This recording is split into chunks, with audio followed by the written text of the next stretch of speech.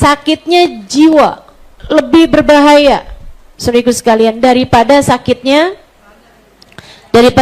badan. Karenanya nih, badan-badan kita ini perlu kesehatan, tapi lebih perlu lagi kesehatannya roh kita, kesehatannya hati kita. Nah, ucapan para ulama yang memang semuanya berdasarkan dari hadisnya Nabi, berdasarkan dari ayat Al-Quran, keluar dari bersihnya hati, itu setara vitamin-vitamin bagi hati kita. Pengen hati kamu dapat vitaminnya, baca ucapan-ucapan mereka-mereka ini. Ucapannya para ulama-ulama Allah, ucapan orang-orang yang hatinya bersih, ucapannya keluar dari hati, karenanya penting bagimu untuk kamu masukkan juga ke dalam hati. Kalau ucapan orang yang ngomongnya nggak pakai hati, ngapain dimasukin ke dalam hati? Tuh, kamu dengerin ucapannya orang-orang yang iklan di TV. Nggak semuanya harus kamu dengerin. Betul nggak? Ucapannya orang-orang yang endorse di media-media sosial. Nggak harus kamu dengerin, nggak perlu kamu dengerin, teman-teman. Nggak usah segitu percayanya. Ah, mau beli tas yang itu dipakai sama artis yang itu. Jadi lebih berkelas. Jadi saya kelihatan anggun. Begitu kan? Teman-teman saya sekalian, emang kamu mau kelihatan anggun padahal kamu bukan anggun? Kalau saya maunya tetap kelihatan Halimah lah. Jadi teman-teman sekalian, ucapan yang keluar nggak dari hati, nggak usah kamu masukin ke hati. Tetangga kamu tuh lagi ngomong sesuatu yang nggak enak, gitu kan ya? Nggak usah kamu masukin ke dalam hati, ngapain? Misalnya suami kamu lagi marah, lagi kesel sama kamu, terus dia marah-marah. Emang ngomongnya dari hati? Enggak, dari hawa nafsu. Ngomongnya nggak dari hati, dari hawa nafsu. Yang ngomong dari hawa nafsu jangan masukin ke dalam hati. Atau ada orang nih di jalanan, kamu ketemu teman kamu lagi zaman SMA, kok sekarang kamu gendutan? Atau pakai tambahan info-info kesehatan, hati-hati loh. Sumber segala penyakit tuh dari berat badan.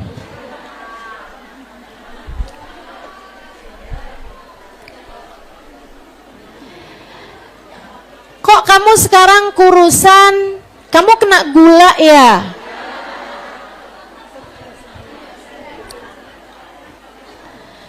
Ya Allah, udah deh. Tuh orang ngomong kayak begituan, emang dari hati? Enggak ada yang dari hati. Enggak usah kamu masukkan ke dalam. Ada ucapan yang kamu perlu masukkan ke dalam hati nih, ucapan-ucapan dari para ulama-ulamanya Allah, menulis dari hati, mengajar dari hati, ilmunya pakai hati, nggak pakai ada keikutsertaan hawa nafsu di dalam ilmu mereka pada apa yang mereka sampaikan. Karenanya perlu untuk kita masukkan ke dalam hati kita. Semoga jadi obat semuanya insya Allah. Jadi vitamin yang menguatkan hati kita insya Allah. Kata beliau, wa min amthali ghururil usah, salah satu dari tertipunya ahli maksiat. Ini kita nih pendosa nih. Pendosa nih juga kadang-kadang suka tertipu. Tertipu dengan apa? Nah ini dia nih, bagian dari tertipunya ahli maksiat-maksiat. An yasil insan thumma yatub. Salah satu dari bagian tertipunya seorang pendosa, dia berbuat dosa kemudian bertaubat. Wa yastaghfir bilisani, Dia beristighfar dengan lisannya, Allah ampunin, ya Allah ampunin, ya Allah ampunin. Astagfirullah, astagfirullah, astagfirullah, astagfirullah, astagfirullah, astagfirullah. Min ghairi ma'rifah bi syara'it taubah wa tahqiqika, tanpa mengetahui syarat-syaratnya taubat dan tanpa melaksanakan, mempraktekkan syarat-syaratnya taubat tersebut. Hummayatun binafsihi annahu qad tab wa qad ghafarallahu lah. Kemudian dia menyangka di dalam dirinya, saya udah taubat kok, saya udah diampuni sama Allah kok, gitu. Misalnya nih, lagi putus cinta, terus dia tuh, iya nih saya diputusin cinta nih karena saya nih ngerjain dosa nih, yaitu dosanya pacaran. Astagfirullah, astagfirullah, astagfirullah, astagfirullah, astagfirullah, astagfirullah. Dalam hati, kalau ada yang deketin lebih cakep, ya nggak apa-apa kali. Kalau ada yang deketin kelihatannya lebih soleh, nggak apa-apa kali. Kan saya juga bukan asal pacaran, saya kan juga mau nyari jodoh, gitu. Jadi ada orang-orang yang berbuat dosa kemudian bertaubat dengan lisannya, tanpa ada praktek dari dalam hatinya, kesungguh-sungguhan menyesali perbuatan dosanya, dan dia nyangkain udah kelar lah, yang penting kan udah istighfar, yang penting udah taubat, udah diampuni sama Allah, gitu. Jadi gitu, itu tertipu tuh. Tertipunya orang yang merasa bahwa dia asalkan udah istighfar udah diampuni sama Allah SWT, padahal enggak gitu. Jadi tertipunya orang yang ahli maksiat nomor satu adalah seringnya dia berbuat dosa terus istighfar dengan lisan, nggak pakai tahu syarat-syaratnya taubat tuh apa. Apa sih syaratnya taubat? Taubat tuh ada 3 syarat. Kalau dia tidak berkait dengan hak orang, dan ada 4 syarat kalau dia berkait sama hak orang. Kalau dia dosanya antara dia sama Allah, antara dia sama Allah tuh dosa apa? Dosa yang, maaf nih ya, zina itu dosa antara seseorang sama Allah SWT, lain sama perkosaan. Kalau perkosaan itu masuknya dosa antara dia sama Allah juga, sama dosa antara dia sama hambanya Allah yang diperkosa itu tadi, ya. Terus kalau misalnya ngambil uang suami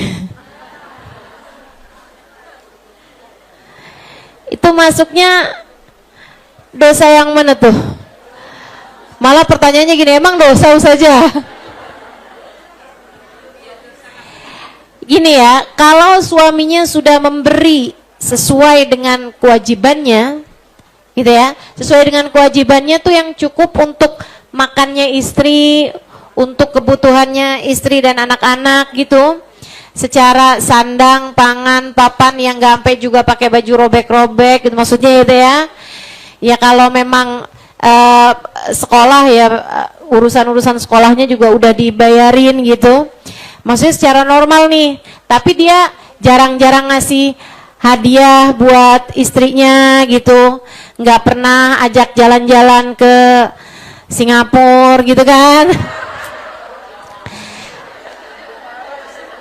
Iya, itu tuh kalau suami udah kasih, walaupun misal nih, maaf ya, walaupun dia tuh penghasilannya banyak banget gitu, misalnya dia penghasilannya tuh setiap bulan 30 juta misal. Lah amin. Misal, nih penghasilannya suami 30 juta nih, tapi dia ngasih buat istri dan makan anak-anak, kebutuhan semuanya tuh misalnya 7 juta misal, atau 5 juta. Tapi udah ini sih, udah cukup sih sebenarnya dengan 5 juta itu. Itu teman-teman saya sekalian, haram hukumnya istri ngambil uangnya suami. Lah katanya penonton kecewa.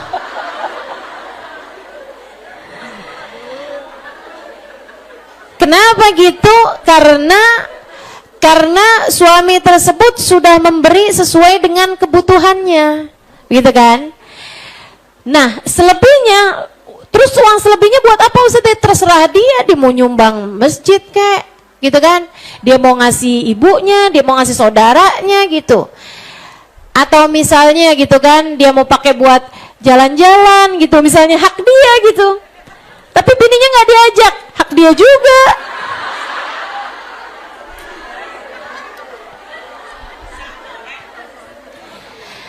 Maksudnya itu kan tapi nggak ngurangin haknya gitu ya. Ini saya bicara hukum nih. Sebaliknya, kalau misalnya nih ada suami gitu kan, kebutuhan istri dan anak-anaknya itu secara rata-ratanya buat kehidupan mapan itu misalnya gitu ya. Misalnya yang secara normalnya itu semuanya nih pengeluaran apa ini semua dengan keadaan yang biasa-biasa misalnya 3 juta. Nah dia nih misalnya punya pendapatan 4 juta, 1 jutanya nggak dia kasihin. Atau misalnya nih dia pengeluaran istrinya nih mestinya nih normal 3 juta ya buat urusan rumah ini apa segala macam.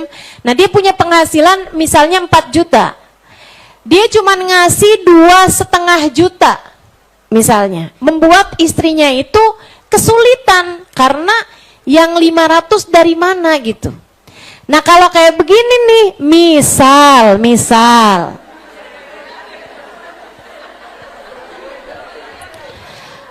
buat bayaran beli bukunya anak sekolah nih, suami diminta nggak ngasih-ngasih. Sementara yang kemarin juga emang ngasihnya itu cuman sekedar cukup untuk itu aja tadi tuh ya, kebutuhan-kebutuhan harian gitu kan, bulanan gitu.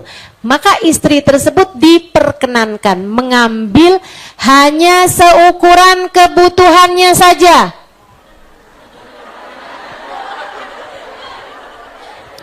Ustazah ada 800, perlunya 500, 300, ya boleh gak Ustazah? Nggak boleh? Nggak boleh. Begitu ya. Nah kalau misalnya istri tersebut ngambil uangnya suami, yang istri tersebut sudah terpenuhi sekali lagi ya, udah terpenuhi, kemudian dia ngambil uangnya suami, termasuk dosanya dosa antara dia sama Allah atau dosa antara dia sama suami? Dua-duanya. Semua dosa antara kamu sama manusia pasti juga merupakan bagian dari dosa antara kamu sama Allah. Jadi ini dibagi dua ya, untuk persyaratan taubat. Kalau dosanya antara kamu sama Allah, misalnya dosa memandang yang haram, nggak nyakitin orangnya sih, cuman yang lihat yang haram, entah itu tontonan haram, entah itu dengan dia ngelihat cowok yang bukan mahramnya gitu kan, dengan pandangan rasa suka teman-teman, dengan pandangan naksir gitu ya, atau kamu mempertontonkan aurat, kamu memang mempertontonkan aurat misalnya, nah itu kan nggak ada yang tersakiti juga gitu ya, kecuali kalau kamu adalah seorang istri dan suami kamu marah dengan hal tersebut, kamu diam-diam gitu kan, pertontonkan aurat kamu di belakang rumah sambil jemur baju. Ada tetangga belakang rumah lagi nge-gym, terus kamu caper sama dia gitu kan, terus kamu buka-buka kerudung, kibas-kibas rambut. Kalau kamu tahu suami kamu marah kalau kamu ngerjain itu, berarti dosanya antara kamu sama Allah juga, tapi antara kamu sama suami juga. Tapi kalau misalnya nih, malahan sebenarnya suami itu nggak terlalu peduli misal, atau kan ada juga tuh suaminya yang malah kamu nggak usah pakai kerudung deh gitu. Tapi sebenarnya kamu yang pakai kerudung, cuman nih sama cowok belakang rumah nih kayaknya rada caper gitu kan. Nah itu berarti dosanya antara kamu sama Allah Subhanahu wa taala saja, gitu kan? Jadi jelas ya, dosa yang antara kamu sama Allah aja dengan dosa antara kamu sama manusia. Misalnya kamu makan makanan haram, duitnya sih kamu pakai dari duit halal, tapi kamu beli makanan yang memang makanan yang nggak halal gitu, mau coba-coba kayak apa sih rasanya B2 panggang misal. Begitu ya. Kamu coba-coba gitu misalnya gitu. Minuman merah itu yang ada ininya, kamu udah tahu tuh memabukkan gitu kan. Coba-coba deh rasanya kayak apa. Itu hukumnya dosa. Dosa antara kamu sama Allah apa antara kamu sama hamba-hamba Allah? Antara kamu sama Allah. Tapi makan uang rakyat.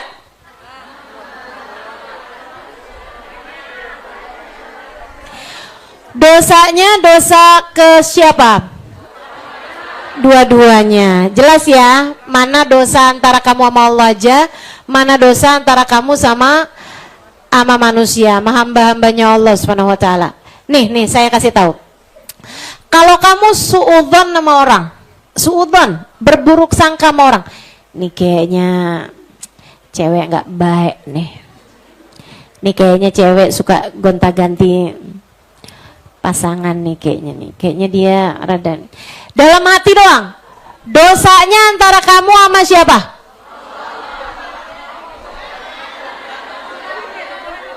Saya kasih tahu, itu dosanya antara kamu sama Allah doang.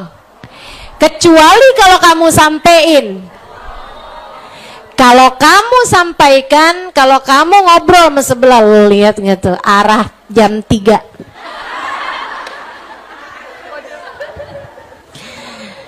Arah jam 3. Lu jangan noleh arah jam 3, arah jam 3.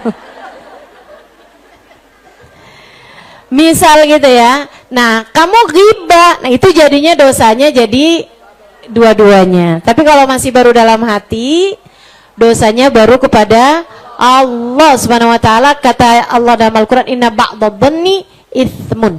Sungguhnya sebagian persangkaan itu adalah dosa. Suudzon yang udah sampai kayak menghakimi di dalam hati, nah itu udah termasuknya dosa. Nah, teman-teman sekalian, kalau dosanya antara kamu sama Allah Subhanahu wa taala, itu syaratnya 3. Syarat taubat tuh 3. 1 an-nadam. 1 adalah rasa menyesal melakukannya.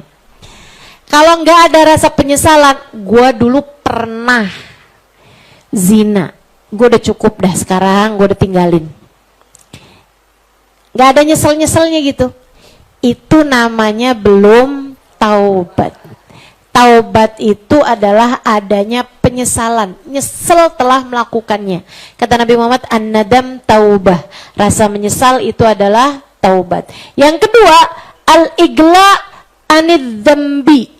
Meninggalkan perbuatan dosa tersebut. Kalau masih lagi kamu kerjain, namanya bukan taubat. Sambil ngeliatin cowok ganteng, astagfirullah, astagfirullah, astagfirullah, astagfirullah, astagfirullah. Tapi masih terus aja diliatin. Pakai acara nggak ngedip lagi, astagfirullah, astagfirullah, astagfirullah, astagfirullah. Itu namanya bukan taubat, teman-teman. Nyesel nih saya lihat, tapi lumayan dah, astagfirullah, astagfirullah, astagfirullah, astagfirullah. Nggak taubat, nggak taubat. Ya, jadi yang namanya taubat itu adalah nyesel, sama yang keduanya adalah igla. Igla itu meninggalkan perbuatan dosa tersebut tidak dalam keadaan kamu mengerjakannya, atau kamu masih punya niatan-niatan untuk mengerjakannya, itu juga enggak masuk ya. Pokoknya harus dalam kondisi kamu memang meninggalkannya. Jangan merasa kamu bertaubat dari pacaran tapi kamu belum putus. Putus aja belum ngerasanya udah taubat dari pacaran. Ya enggak gitu, putus dulu baru kamu namanya bisa taubat gitu. Itu taubat tuh gitu. Taubat tuh harus dengan nyesel satu, yang keduanya ninggalin. Misalnya nih, maaf ya, ada orang laki-laki misalnya gitu suka zina sampai akhirnya, atau perempuan juga suka zina sampai akhirnya dia kena sakit HIV misalnya gitu. Teman-teman sekalian, dia ninggalin zina tersebut bukan karena nyesel tapi karena sakit. Apakah itu disebut taubat? Enggak. Karena syaratnya taubat 1 nyesel, 2 igla, meninggalkan pekerjaan tersebut. Kemudian yang ketiganya syaratnya azm ala an la yaud. Berjanji untuk tidak melakukannya kembali. Jadi saat itu dia meninggalkan pekerjaan tersebut dan dia juga janji nggak bakalan mau balik lagi ya Allah, nggak bakalan mau balik lagi. Itu 3 persyaratannya. Kalau dosanya antara kamu sama Allah. Nah, kalau dosanya antara kamu sama sesama hambanya Allah, syarat yang 3 itu juga ada, nyesel. Misalnya kamu pernah ngambil sendalnya teman, gitu ya. Pas kamu keluar dari majelis, sendal kamu nggak ada, gitu kan? Kayaknya diambil orang gitu. Tapi terus kamu lihat sendal teman kamu, ya udah pakai punya dia aja dah. Dia belum keluar nih kayaknya nih. Ya udah saya pakai sendal dia dah. Misalnya gitu kan, kamu ambil. Nah, itu taubatnya tuh mesti syarat 3 itu juga ada. Jadi kamu mesti nyesel. Ya Allah, iya dulu pernah ngambil sendalnya teman saya, ya Allah. Berapa hari yang lalu pernah ngambil sendal teman saya gitu kan? 1. 2, meninggalkan pekerjaan tersebut gitu. Maksudnya nggak lagi ngambil sendal yang lain gitu kan? Kemudian yang ketiga, berjanji untuk tidak kembali lagi melakukan hal itu. Nah, ada syarat keempatnya, yaitu mengembalikan. Repot nih. Mengembalikan. Itu kalau berupa barang. Makanya repot banget. Nah, kalau berupa omongan, berupa ghibah, namimah gitu kan, itu gimana? Harus kamu ceritakan. Repot banget gak tuh? Minta maaf sama orang tersebut dan perlu diceritakan jika tidak membuat orang tersebut marah. Tapi kalau membuat orang tersebut kiranya akan emosional, marah, dan membuat dia akhirnya mengerjakan dosa berupa mukul kamu misalnya, atau ya marah-marah kepada kamu, nah itu maka kamu hanya perlu untuk minta maaf aja sama orang tersebut. Minta maaf tanpa perlu menceritakannya. Gitu ya. Repot, makanya dosanya ghibah nih repot. Dosanya sama orang tuh repot. Memang seindah-indah orang, katanya Sayyidina Umar bin Al-Khattab, seindah-indah manusia adalah, seberuntung-beruntung manusia adalah orang yang kalau dia mati, mati pula dosa-dosanya. Artinya dia nggak punya dosa sama manusia, sama orang lain dia nggak punya dosa gitu. Jadi dia mati udah nggak ada dosanya lagi sama orang gitu kan. Dan seburuk-buruk manusia adalah orang yang udah nggak ada, tapi dosanya sama orang masih terus aja berjalan. Dosanya dia pernah nyakitin orang, dosanya dia pernah menguasai hak warisnya orang, dosanya dia pernah nipu orang, dosanya dia pernah, ya Allah, ya Allah. Mudah-mudahan Allah selamatkan kita semua insya Allah. Amin ya rabbal alamin. Jadi balikin tuh, dibalikin. Ini yang repot nih ya. Nih saya kasih tahu, yang repot nih kan. Ada nih kayaknya nih ya, yang pernah ngambil bakwan 5 ngakunya 3. Di kantin sekolah, zaman SMA, zaman SMP, SMA nih kayaknya. Pernah Ustazah zaman SD belum balik. Ya, zaman SD masih belum balik. Tapi zaman SMP, SMA nih kadang-kadang nih masukin gitu kan. Pisang goreng 5, ngakunya 3. Habis itu terus bakwan 6, ngakunya 4 gitu kan. Ada yang pernah begitu? Ayo loh, selamat mencari tahu. Selamat balikin duit. Ya, selamat balikin duit. Balikinnya nggak pisang goreng Ustazah, enggak, duit. Duitnya yang kamu balikin tuh. Ustazah orangnya udah meninggal, repot, makanya repot banget. Kamu mesti kasihin ke ahli warisnya teman-teman. Repot urusan sama barangnya orang nih, repot banget. Udah makanya kita ini hidup nih memang mesti hati-hati banget sama hal yang kayak beginian nih. Kalau ada hal yang kamu perlu hati-hati, inilah yang harus kamu hati-hatiin teman-teman. Barang haram jangan sampai kita kuasain hak miliknya orang lain. Insya Allah. Jadi hati-hati sama taubat-taubat yang cuma sekedar dari lisan tanpa mengamalkan syarat-syaratnya taubat. Sekurangnya syaratnya taubatnya itu adalah dengan sungguh-sungguh di dalam hatimu antara kamu sama Allah Subhanahu wa taala, nangis minta ampun sama Allah Subhanahu wa taala. Saya kasih tahu ya teman-teman. Saya pernah ada di masa di mana saya bertaubat dari dosa. Udah nih, taubat benar-benar.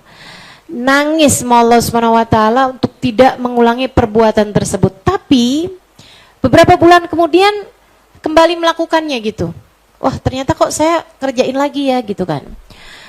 Udah tuh, saya nangis lagi sama Allah. Saya minta lagi, Allah tarik tangan saya, Allah jangan biarkan. Ya Allah, ampuni segala dosa ya Allah. Saya janji nggak lagi ngerjain ya Allah. Saya janji nggak lagi ngerjain ya Allah. Saya janji nggak lagi ngerjain. Ngerjain lagi gitu. Saya kemudian jadi mikir gitu kan. Apa hikmahnya ya? Saya udah taubat, saya udah nangis, saya udah sungguh-sungguh, saya udah nyesel. Tapi kok ngerjain lagi gitu? Apa hikmahnya Allah bikin saya kayak gitu? Ini mungkin juga pernah kamu alami teman-teman. Makanya saya sampaikan kepadamu. Ini saya rasa apa nih namanya ya? Istilahnya relate ya sama kita semuanya nih ya. Kamu mungkin juga pernah pada titik seperti itu. Kamu berdosa, kamu merasa berbuat dosa, kamu bertaubat pada Allah Subhanahu wa taala dengan linangan air mata. Saya harap semuanya pernah mengerjakan itu gitu. Saya jangan sampai ada di antaramu kamu kerjain dosa, kamu biarin aja, kamu biarin aja, kamu biarin aja tanpa pernah sungguh-sungguh kamu taubatin pada Allah Subhanahu wa taala. Ini saya ceritain yang udah ditaubatin aja balik lagi loh. Udah ditaubatin, udah sungguh-sungguh nangis sama Allah, ya Allah, jangan ya Allah, jangan ya Allah, saya takut ya Allah, saya takut ya Allah.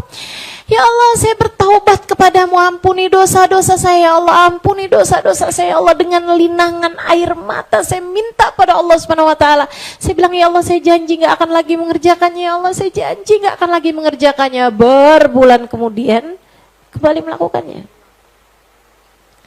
Sampai kemudian saya ngerti bahwa ketika kita bertaubat, kita tuh sering kali, betul memang persyaratan-persyaratan taubat tuh kita penuhi, tapi ada satu yang kita lupa. La haula wala quwata illa billah. Nggak ada kekuatan menghindarkanmu dari bahaya, nggak ada kekuatan mendatangkan kepadamu kebaikan kecuali semua dari Allah. Saya jadinya ngerasa bahwa ucapan saya, ya Allah, saya janji nggak akan melakukannya. Itu saya pikir-pikir lagi adalah ada semacam dari diri saya ya, ada semacam kesombongan bahwa kita bisa meninggalkannya. Karenanya saya ganti dengan linangan air mata. Saya memohon pada Allah Subhanahu wa taala, ya Allah, saya tidak dapat meninggalkannya kecuali jika Engkau menyelamatkan saya darinya. Karenanya saya mohon padamu, ya Allah, selamatkan saya dari dosa yang ini dan selamatkan saya pula dari dosa-dosa yang lainnya, ya Allah. Bebaskan saya ya Allah dari apapun yang dapat membuatmu murka pada saya ya Allah. Selamatkan saya ya Allah, selamatkan saya. Selamatkan saya. Tarik jalan saya menujumu ya Allah. Jangan biarkan saya dikuasai hawa nafsu untuk terus-terusan mengerjakan dosa ini ya Allah. Saya mohon padamu.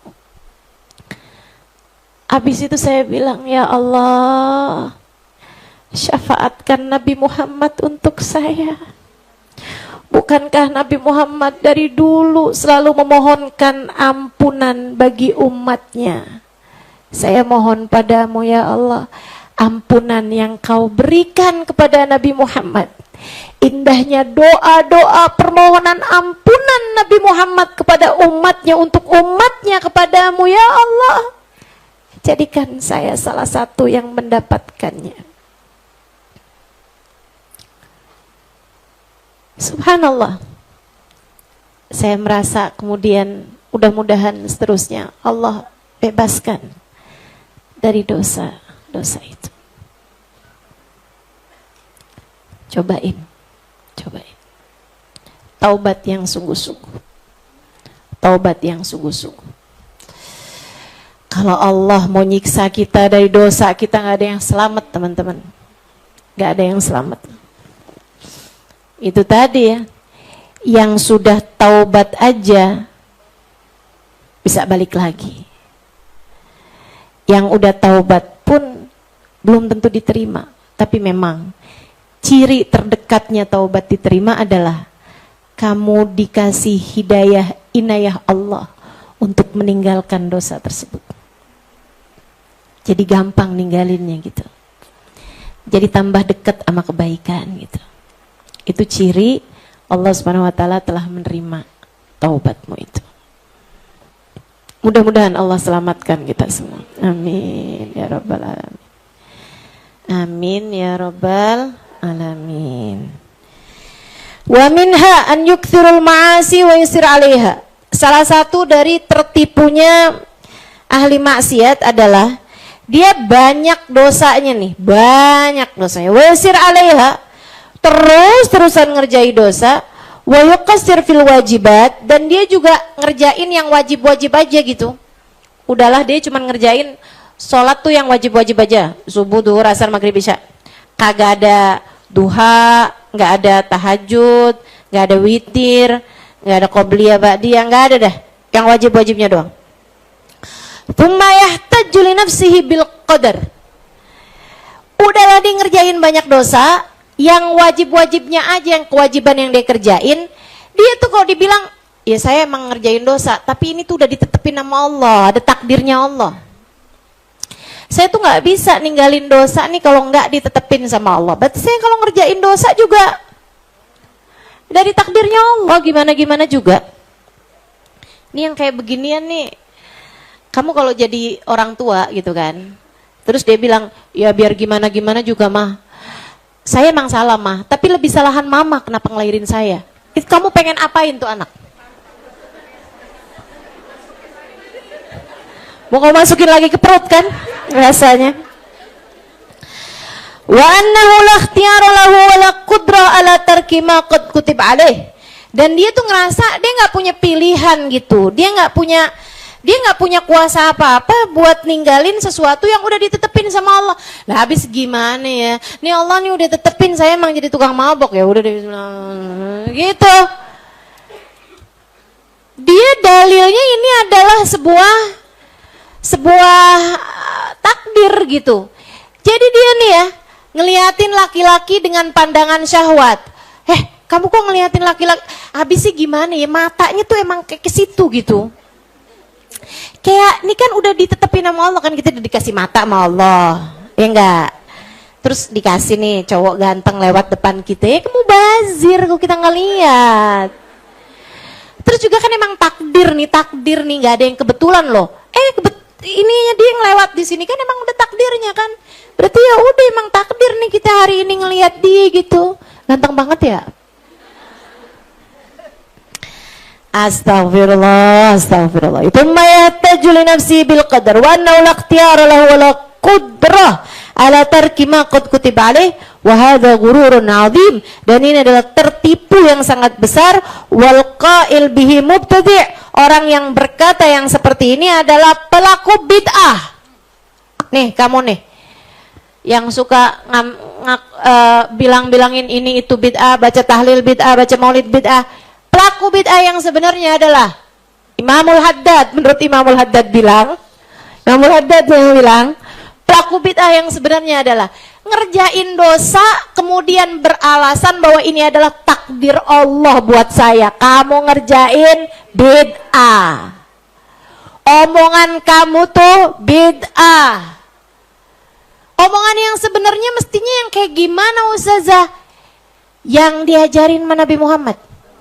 Kata Nabi Muhammad, abu'u laka bi ni'matika alayya wa abu'u bi dzambi faghfirli fa innahu la yaghfirudz dzunuba illa anta. Ya Allah, Engkau datang dengan bergunung-gunung kenikmatan padaku. Maafkan aku yang datang padamu dengan bergunung-gunung dosa. Faghfirli, ampunilah dosaku. Ya Allah, tak ada yang dapat mengampuninya kecuali Engkau.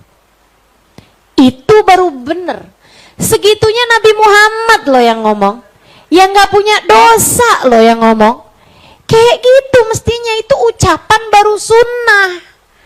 Nah kalau kamu ngerjain dosa kemudian kamu bilang abisnya gimana ya, saya kan gak bisa tuh ngindarin, emang saya tuh orangnya kayak beginian nih, saya tuh gak kuat ninggalinnya. Ya abis gimana, udah takdirnya Allah, Allah loh yang bikin loh, Allah loh.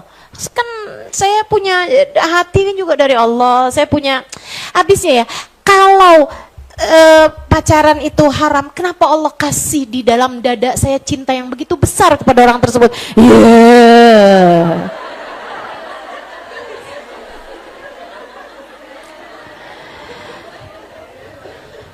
Kamu udah dikasih tahu yang namanya zina haram-haram, namanya pacaran haram-haram. Kemudian kamu berdalih dengan alasan bahwa rasa itu begitu besar dalam hati saya tidak mampu untuk menguasainya. Teman-teman saudaraku sekalian yang saya muliakan, ucapan yang kayak beginian namanya itu kamu tahu tuh, ucapan ngada-ngada. Ya, ini adalah orang yang ngada-ngada namanya nih. Itu bid'ah tuh kan ngada-ngada tuh. Mubtadi' walaysa min ahli sunnah. Bukan ngerjain ucapannya orang-orang yang mengikuti sunnah. Itu tadi, kalau mau mengikuti sunnah, ucapannya adalah ucapannya baginda Nabi Muhammad alaihissalam. Jangankan urusan dosa, ini saya kasih tahu teman-teman, jangankan urusan dosa ya, yang memang kita yang punya ikhtiar buat milih, betul nggak? Nih ya, ada pandangan haram, ada tontonan haram, ada pemandangan haram. Kamu punya pilihan nggak untuk nutup mata? Punya. Kamu punya pilihan nggak buat tutup televisi atau tutup HP kamu? Punya. Kamu punya. Segitunya aja. Segitunya aja. Ada orang-orang yang berdalil dengan takdir, padahal kan jelas-jelas ada ikhtiar kamu di dalamnya, teman-teman. Sayyidina Ibrahim Al-Khalil, saya kasih tahu. Sayyidina Ibrahim, Nabiullah Ibrahim Al-Khalil alaihi ridwanullah, sangat faham bahwa sakit dari Allah, sehat dari Allah. Sakit dari Allah, sembuh dari Allah. Sakit datangnya dari, sembuh datangnya dari Allah.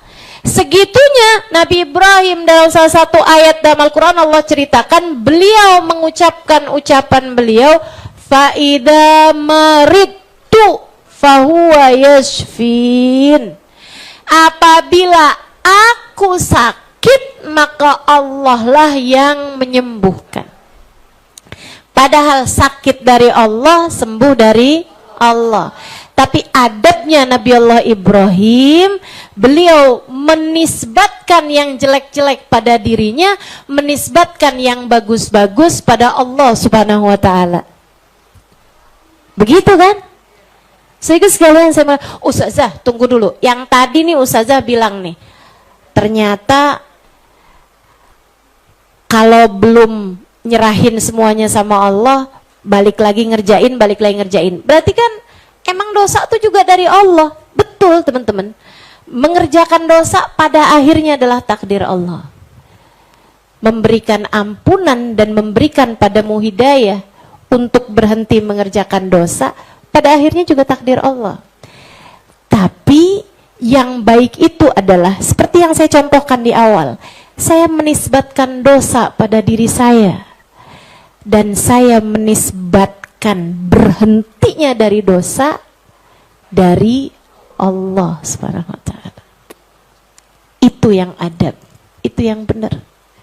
Ya Allah, saya ngerjain dosa, ya Allah. Gak ada yang bisa memberhentikannya kecuali Engkau. maka berhentikan saya dari dosa ya Allah. Saya bertaubat padamu ya Allah. Saya nyesel ya Allah, saya nyesel. Tapi nggak ada yang bisa berhentiin saya kecuali Engkau ya Allah. Hentikan saya dari segala dosa. Tarik saya ke jalanmu. Ampuni saya ya Allah dari segala dosa-dosa saya ya Allah. Itu baru benar.